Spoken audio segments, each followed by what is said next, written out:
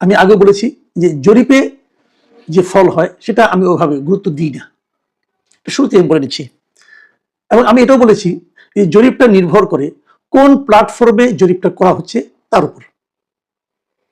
এবং আমি এটাও মনে করি আমাদের দেশে যে জরিপগুলো হয়, বিভিন্ন মানুষের বাড়ি বাড়ি যে ফিজিক্যালি লোকের সঙ্গে আলাপ করে, এগুলো গ্রহণযোগ্যতা খুবই কম। এগুলোর চেয়ে অনলাইন জরিপের গুরুত্ব আমার কাছে বেশি মনে হয়। কারণ যখন আপনার কাছে এসে কেউ জিজ্ঞাসা করবে আপনি কাকে ভোট দিবেন, আপনি কিন্তু বলতে চাইবেন না, কারণ আপনার একটা পরিচয় আছে, লোকে আপনার পরিচয় জানে। আপনি ভাববেন আমার পরিচয় দিয়ে কথা বললে আমি হয়তো পরবর্তীতে ঝামেলায় পড়তে পারি, এ কারণে আপনি বলবেন না, কেউ বলে না, বলতে চায় না। কাজেই যখন জনে জনে যে কেউ জরিপ করে, আমি এই জরিপগুলো খুব একটা গুরুত্ব দিই না। যদিও আমাদের ট্র্যাডিশনাল পত্রিকাগুলো সেগুলো নিয়ে বেশ হইচই ফেলে দেয়। টেলিফোনে যে জরিপগুলো করা হয় সেগুলিও গুরুত্বহীন, কারণ সেখানে আবার ওই লোকটা টেলিফোন নাম্বারটা থেকে যায়, এটাও ঝামেলা আছে। সবচেয়ে ভালো অনলাইন জরিপ, সেই জরিপগুলো আমি করি মাঝে মাঝে, আমার এখানে করি, এবং আরো অনেকেই এই অনলাইন জরিপ করে, পত্রিকাগুলিও করে, অনেক ইউটিউবাররা করেন, আমিও করি। ধরেন একটা জরিপ, যিনি নাকি মনে করেন বিএনপির লোক, বিএনপির সঙ্গে সে যদি জরিপ করে, সেখানে বিএনপির ভোট বেশি আসবে। যদি আপনার জামাতের যারা করে তাদের ওখানে জামাতের ভোট বেশি আসবে, যদি আওয়ামী লীগের কেউ করে তার ওখানে আওয়ামী লীগের ভোট বেশি আসবে। তো আমার এখানে জরিপগুলো যে খুব একটা অ্যাকুরেট হয় সেটা কিন্তু আমি মনে করি না। কেন মনে করি না সেটাও বলি। আমার এখানে ইদানিং আমার কেন যেন মনে হয়, অনেকে বলেও বটে যে আওয়ামী লীগের লোকজন একটু ভিড় আমার এখানে বেশি করে, কিন্তু এটা কিন্তু তার মানে কিন্তু এই নয় যে আমি নিজে আওয়ামী লীগ করি। আমি আবারও বলছি, যারা আমার এখানে ভিড় করেন যে আওয়ামী লীগের বন্ধুরা, তাদেরকেও বলি ভাই আমি কিন্তু আওয়ামী লীগ করি না। এবং আমার ধারণা ওনারাও এটা জানেন যে আমি আওয়ামী লীগ করি না, আমি কোনো দলই করি না। এটা হলো রিয়েলিটি। আমি সব দলেরই সমালোচনা করি, সব দলেরই প্রশংসা করি, ভালো পেলে প্রশংসা, মন্দ পেলে সমালোচনা। এটা কোন দল কে নেতা আমি ওদিকে তাকাই না, যাও, এত বড় ভূমিকার দরকার নেই। আমি মূল পয়েন্টে আসে, আমার মনে হয় এই জরিপটা আপনাদেরকে একটু আগ্রহী করে তুলবে, যে জিনিসটা আমি বলতে চাচ্ছি। আমি একটা বিষয় নিয়ে 3টা জরিপ করেছি পরপর 3 দিন, গত পরশু, গতকাল এবং আজকে, পরপর 3 দিন, কিন্তু মাথায় রাখবেন। এবং মূল বিষয়টা হলো যে আপনি কাকে ভোট দিবেন, যদি এখন নির্বাচন হয় আপনি কাকে ভোট দিবেন, এই হলো প্রশ্ন। কিন্তু একটু পার্থক্য আছে। পার্থক্যটা হলো, প্রথম যে জরিপটা করেছি সেখানে আমি বলেছি যে আপনি কাকে ভোট দিবেন, বিএনপিকে, জামাতকে, ইসলামী আন্দোলনকে, নাকি জাতীয় পার্টিকে। আমি অপশন হিসাবে অন্য কিছু রাখিনি, কেবল 4টা পার্টির নাম রেখেছি। এখানে একটু বলে নেই যে ইউটিউবে জরিপ করতে গেলে একটা সীমাবদ্ধতা আছে, আপনি 4টার বেশি অপশন রাখতে পারবেন না। সেই হিসেবে আমি 4টে রেখেছি। আমি কি পেয়েছি সেটাকে বলি। এখানে বলেছে সবচেয়ে বেশি ভোট পাবে কে, জাতীয় পার্টি 40%, আর তারপর দ্বিতীয় স্থানে জামাত 32%, তৃতীয় স্থানে বিএনপি এবং তার জোট, এটা 26%, আর ইসলামী আন্দোলন পাবে কেবলমাত্র 2% ভোট। মাথায় রাখবেন। তো এটা দেখে আপনাদের অবাক হচ্ছেন না আপনারা, 40% কেন, তো জাতীয় পার্টি, এটা কি বিশ্বাসযোগ্য? না, এটা বিশ্বাসযোগ্য না। এটা কেন হলো? তখন এই জরিপটাতে আমি 2 দিন আগে দিয়েছি, এখানে মাত্র 20,000 ভোট পড়েছে গত 2 দিনে, 48 ঘন্টার সময়ের মধ্যে। এবং এখানে কমেন্ট এসেছে 1300। এই 1300 কমেন্ট যদি আপনি পড়েন তাহলে আপনি বুঝতে পারবেন ঘটনাটা কি। এখানে সবাই বলেছে যে আরো অন্ততপক্ষে একটা অপশন থাকা উচিত ছিল। সেই অপশনটা কি, যে আমি ভোটই দিতে যাব না। এই অপশনটা আপনারা রাখেননি কেন? কারণ ওই অপশনটা রাখলে তার মানে হলো যারা ভোটই দিতে যাবে না তারা জাতীয় পার্টিকে ভোট দিয়েছে এখানে, এই জন্য জাতীয় পার্টিটা বেড়ে গেছে। যাই হোক, আমি সেই জিনিসটা কনফার্ম হওয়ার জন্য ঠিক তার পরের দিন আরেকটা জরিপ করলাম। সেই জরিপে এবার আমি ইসলামী আন্দোলনকে রাখিনি, আমি বিএনপিকে রেখেছি, জাতীয় জামাত ইসলামকে রেখেছি, আর জাতীয় পার্টিকে রেখেছি। ইসলামী আন্দোলনের পরিবর্তে জাতীয় পার্টিকে রেখেছি, এবং তার নিচে আমি বলে দিয়েছি যে ভোটই দিতে যাব না। এটা কত হবে? এখন দেখলাম পুরো জিনিসটাই চেঞ্জ হয়ে গেলো, একদিনের ব্যবধানে কিন্তু পুরো জিনিসটা চেঞ্জ হয়ে গেলো। এখানে এখানে ভোট পড়লো কত জানেন? এখানে ভোট পড়েছে 50,000 ভোট। তার মানে ওইটার চেয়ে 24 ঘন্টা পরে যে জরিপটা দিলাম, এখানে ভোট পড়ার সংখ্যা বেড়ে গেল। কেন বেড়ে গেল? কারণ আগের দিন ওই ভোটই দিতে যাবো না এই অপশনটা না থাকার কারণে অনেকে ভোটই দেয় নাই, আমার এখানেও ভোট দেয় নাই, এটা হয়েছে। তো পরের দিন বললো 50,000 ভোট পড়লো 24 ঘন্টা, কিন্তু গত 24 ঘন্টায়। এবং সেখানে দেখেন রেজাল্টটা কি এসেছে, এখানে বিএনপি এবং তার জোটকে দিয়েছে 17%, মানে এটা কিন্তু কমে গেল। আগের বার ছিল 26%, এবার সেখান থেকে কমে যে 9% কমে হলো 17% লোক তারা বিএনপি এবং তার জোটকে ভোট দিবে। আর জামাতকে ভোট দিবে 31%, এটা কিন্তু খুব একটা কমেনি। জামাতকে আগে দিয়েছিল 32, এবার আসলো 31। আর জাতীয় পার্টিকে 3%, আর ভোটই দিতে যাব না এটা দাঁড়ালো 49%। তাহলে ওই যে আমি একটু আগে বলেছিলাম যে আমার এখানে আওয়ামী লীগের লোকজন একটু ভিত্তি করে বোঝাই জানি। তো সে কারণে আমার যেটা ধারণা, এই যে বিএনপি 26 থেকে 17 হয়ে গেল, এটা কমলো কেন? এটা কমলো হলো আওয়ামী লীগের কিছু ভোট হয়তো বিএনপিতে যেত, যেহেতু এখানে আওয়ামী লীগের ভোটই দিতে যাব না এই অপশনটা আছে, অতএব লোকে এখানে যখন দিয়েছে তখন ওইখান থেকে 9% লোক, বিএনপি থেকে 9% লোক এখানে এসে ভোট দিয়েছে। তার মানে আমরা যারা ভাবছিলাম যে আওয়ামী ভোটগুলো বিএনপি জাতীয় পার্টিতে জামাত ইসলামে যাবে, আমরা যারা ভেবেছিলাম যে আওয়ামী ভোটগুলো জামাতে যাওয়ার একটা সম্ভাবনা আছে, আমার এই জরিপ বলছে সেই সম্ভাবনা আসলে নেই, বরং সেটা বিএনপিতে একটু বেশি যাবে। আর জামাতের কমেছে মাত্র 1%।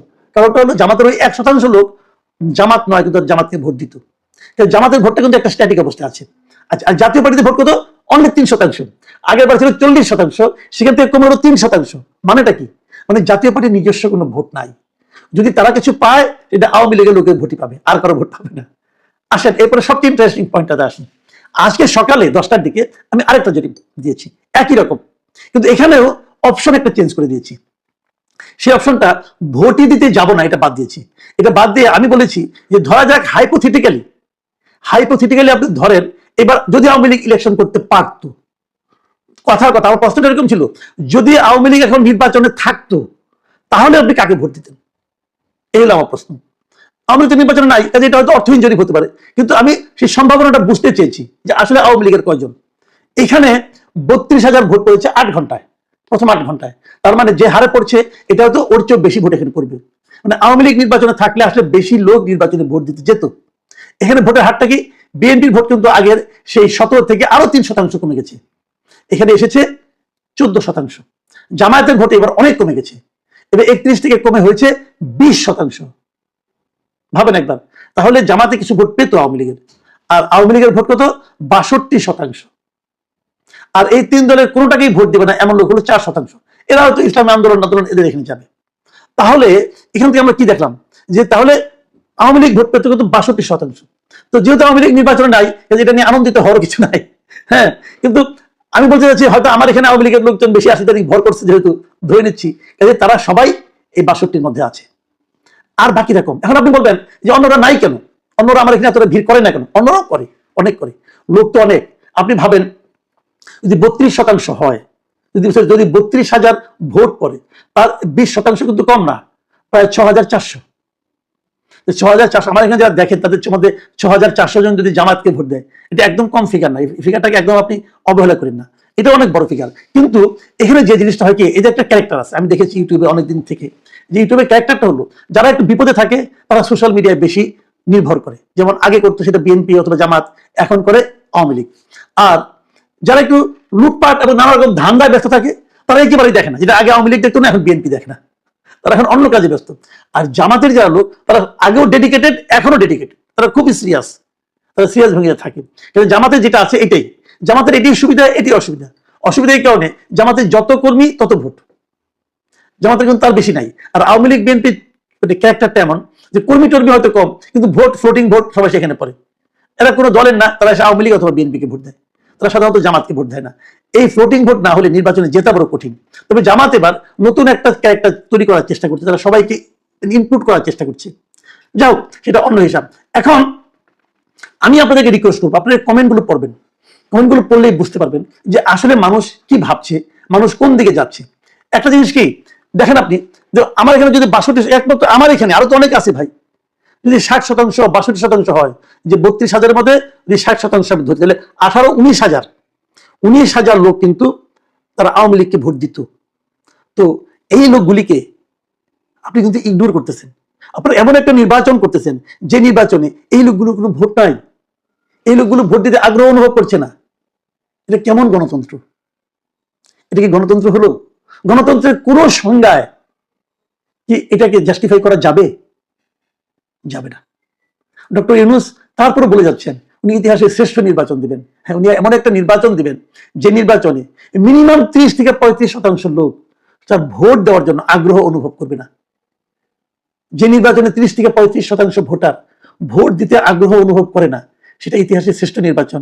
ডক্টর ইউনূস বলতে পারেন, উনি জ্ঞানী লোক, আমরা মূর্খ লোক, আমরা বলতে পারবো না।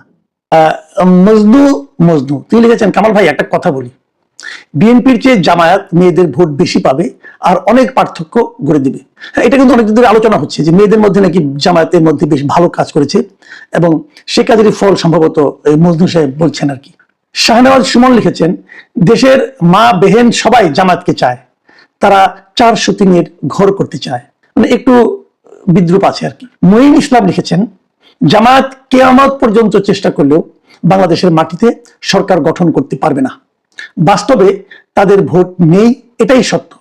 তারা অনলাইনে শক্তিশালী। দেখুন, আমি পরপর 3টা পড়লাম, কিন্তু 3টাতে 3 ধরনের মানে দৃষ্টিভঙ্গি কিন্তু আসলো। রাজীব শর্মা লিখেছেন, মেয়েটা আবেগ দিয়ে কথা বলেছে, আগে পিছ চিন্তা না করে। সে হয়তো দেশের বর্তমান পরিস্থিতি দেখে এমন কথা বলেছে, এটা আপনাকে বুঝতে হবে। সে হয়তো শিবিরের টোটকা খেয়েছে, উপঢৌকন পেয়েছে, কারণ শিবিরের কাজ হচ্ছে মানুষের দুর্বলতার সুযোগ নিয়ে থাকে, তো সুযোগ নিয়ে তাকে দলে আনা। নারী জাতি হচ্ছে আবেগী। ইসলামী শাসন কোনো দেশের জন্য সুখকর নয়। ইরানের কথা চিন্তা করুন, আফগানিস্তানের কথা চিন্তা করুন, যেখানে ভূমিকম্প হয়েছিল কিন্তু সেখান থেকে নারীদের কেউ উদ্ধার করেনি। সবাইকে ভবিষ্যৎ নিয়ে ভাবতে হবে, বর্তমান চিন্তা করলে চলবে না। মধ্যপ্রাচ্যের শাসনকে ইসলামী শাসন বলে না, এটা হচ্ছে রাজার শাসন। যাক, রাজীব শর্মা সাহেব একই সঙ্গে অনেক কিছু বললেন।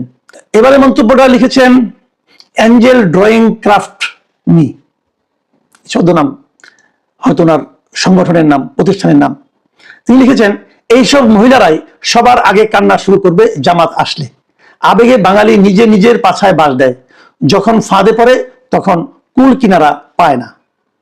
শাহাদাত লিখেছেন, ভাই এটা তো কোনো নাটকের অংশও হতে পারে। হ্যাঁ, হতে পারে। দেখেন, একটা ঘটনা কত রকম ব্যাখ্যা কিন্তু আমরা পাচ্ছি, তাই না? উত্তম মন্ডল লিখেছেন, স্যার উনি হয়তো বুঝতেই পারছে না যে এই 18 মাস দেশ জামাতই চালাচ্ছে, আর দেশের এই অবস্থার জন্য একমাত্র জামাতই দায়ী। নাজনীন আক্তার লিখেছেন, আমি তো জামাতকে ভোট দিব। আমি হিজাব পরি না, রবীন্দ্রসঙ্গীত পছন্দ, কিন্তু অনলি জামাত দেশকে আগিয়ে নিবে।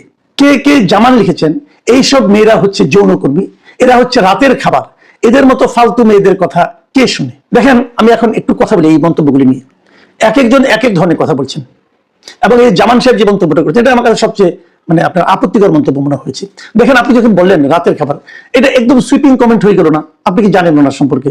আপনি জানেন না, নাও তো হতে পারে। আবার উল্টো দিকে ধরি, যদি বলেন রাতের খাবার, খাবারটা খায় কে? পুরুষ, কোনো না কোনো পুরুষই তো খায়, আপনার আমার মতো কোনো কোনো পুরুষই তো খায়।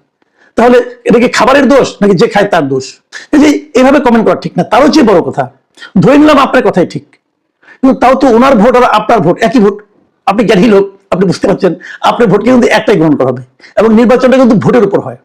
ওনার কথা শুনে হয়তো আপনি ভোট দিবেন না, কিন্তু উনি তো ভোটটা দিবেন। আপনি তো অনেক জ্ঞান চিন্তা ভাবনা করে ভোট দিলেন, আর উনি না বুঝিয়ে একটা ভোট দিলেন, সমান সমান হয়ে গেল। এই ধরনের কমেন্ট না করা ভালো। আবার দেখুন, আরেকজন আমরা দেখলাম নাজনীন আক্তার, উনি কিন্তু বললেন যে উনি জামাত করেন না, তা বলুন উনি জামাতকে ভোট দিবেন, এটাও আবার ঠিক, এটা ওনার ইচ্ছা, এটাই তো গণতন্ত্র। আবার আরেকজন বললেন যে কিয়ামত পর্যন্ত জামাত ক্ষমতায় আসতে পারবে না, ওটাও হতে পারে, আমরা তো কিছু জানি না। বাট আমাদের কথাটা হলো কি, আমরা মানুষের মতামত নিয়ে আলোচনা করছি এই কারণে যে এগুলো শুনে শুনে হয়তো আমার মধ্যে একটা তৃতীয় চিন্তা কাজ করতে পারে। যাই হোক, আমি পরে মন্তব্যটা পড়ি। নূর আলম লিখেছেন, ভাই আমি বিএনপি, আওয়ামী লীগ, জামায়াতে ইসলামী লোকদের সঙ্গে লেনদেন করে দেখেছি। জামায়াতের লোক কথা অনুযায়ী কাজ করে, আর বিএনপি এবং আওয়ামী লীগের যে লোকের সাথে লেনদেন করতেছি, ওই দুইজন আমাকে হাজারবার কথা দিয়েছে, কথা রক্ষা করে না, বরং হয়রানি করে, মোবাইল ফোন পর্যন্ত রিসিভ করতে চায় না। মনের কষ্টটা হালকা করার জন্য লেখলাম। আমিও নিয়ত করছি ভোট ইনশাল্লাহ ইনসাফের পক্ষে দেব। আপনাদের যদি কারো কাছে তথ্য থাকে তৃণমূল পর্যায়ে জামাতের নেতার লেনদেন খারাপ আছে, আমাকে কমেন্টের মাধ্যমে জানাবেন। জামাতের লোকদের প্রতি আমার একটু পজিটিভ ধারণা হয়েছে, আমার চিন্তা ভাবনায় আমি সঠিক আছি কিনা তা মিলাবো। দেখেন, এই যে নূর আলম কথাটা যদি বলছেন, এই কথাটা কিন্তু আমি গুরুত্ব দিচ্ছি। দেখেন, এটাই যে একমাত্র দৃশ্য তাও কিন্তু না, উল্টো হতে পারে। আওয়ামী লীগ বিএনপি লোকের মধ্যে অনেক আছে যারা ঘুরায় না, কিন্তু ওনার যে অভিজ্ঞতা, সেই অভিজ্ঞতাটাকে আপনি বাতিল করে দিবেন কিভাবে? তত পারবেন না। বিভিন্ন মানুষের বিভিন্ন অভিজ্ঞতা থাকবে, সবগুলো আমাদের চিন্তা করতে হবে। ড্রাগন লিখেছেন, মাসুদ ভাই আপনিও কি জামাত থেকে টাকা নিয়েছেন তাদের পক্ষে দালালি করার জন্য? আচ্ছা, আমি কয়েকটা পরে তারপরে আলাপ করি। মোহাম্মদ রফিক লিখেছেন, আসলে আপনি নিরপেক্ষ সাংবাদিক। যাই হোক, একটু কনফিউজ হয়ে যাচ্ছি।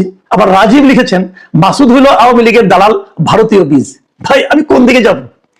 একজন বলতেছে আমি আওয়ামী লীগের দালাল, ভারতীয় বীজ, অর্থ তো খারাপ, তাই না? একটু অশ্লীল গালি কিন্তু আমাকে দিয়েছেন। দেন, গালি দিলে আমার গায়ে লাগে না, আপনি যেমন উচ্চারণ করছেন আপনারই লাগে। আবার আরেকজন বলছেন নিরপেক্ষ, আবার আরেকজন বলছেন জামাতের কাছে টাকা খেয়েছি। একটা প্রোগ্রাম থেকে কিন্তু, একটা কন্টেন্ট থেকে। তো আমি কি 3 ধরনের মন্তব্য করেছি? যাই হোক, সবগুলো মিলিয়ে মনে হচ্ছে তাহলে আমি বোধহয় ঠিক জায়গায় আছি। আমিনুল ইসলাম লিখেছেন, ইদানিং মাসুদ কামাল ভালোকে ভালো আর মন্দকে মন্দ বলতে পারাটা পজিটিভ বলে মনে হয়। বাহ, এটাও ভালো। আসাদ আল হাসান তিনি লিখেছেন, এগুলো সব টাকার খেলা। জামাতকে এইরকম বিষয়ে পজিটিভ ভাবে উপস্থাপন করার জন্য এরকম মডেল বা ইনফ্লুয়েন্সার ব্যবহার করতেছে। এর বিরাট উদাহরণ সালমান মুক্তাদির। এর কারণ মানুষের মাঝে ধারণা ছড়ানো, বিশেষ করে নারীদের মাঝে। বাংলাদেশের মানুষ খুব আবেগী, সরল বিশ্বাসী, আর যদি নারীদের দিয়ে এসব কাজ চালানো হয় তাহলে আরো সহজেই মানুষ বিশ্বাস করে। হ্যাঁ, এটা হতে পারে। TTCMR উনি লিখেছেন, মাসুদ কামাল ভাই, আমারও মনে হয় জামাতের ক্ষমতায় আসার সম্ভাবনা অনেক, এবং এর কারণ শুধুমাত্র যে অপশাসন তা না, সবচাইতে বড় কারণ বাংলাদেশের শিক্ষা ব্যবস্থা পুরোপুরি ধ্বংস হয়ে গেছে। এটা শুরু হয়েছে শেখ মুজিবের আমল থেকে এবং চলমান আছে এখন পর্যন্ত, যেটার ফলাফল বাংলাদেশের মানুষ দূরদৃষ্টি নেই এবং গভীর চিন্তা করতে অক্ষম। আমিও চাই জামাত আসুক, বাংলাদেশের মানুষের একটা শিক্ষা হোক, এদের অবস্থা হবে ট্রাম্পের এখনকার শাসনের মতো।